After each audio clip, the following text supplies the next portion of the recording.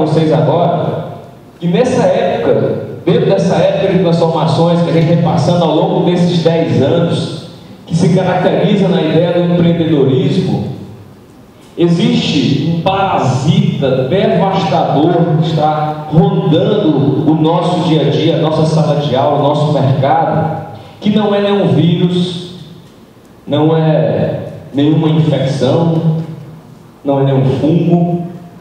Esse parasita é algo que está dentro de cada um, mas tem muita gente que não está sabendo utilizar.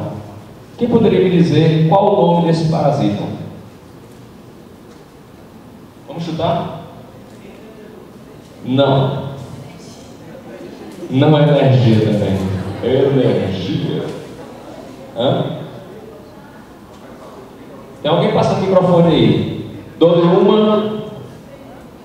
Não. Dou-lhe duas. Não. Dou-lhe três. A epidemia do empreendedorismo, ela é regida por um parasita chamado ideia.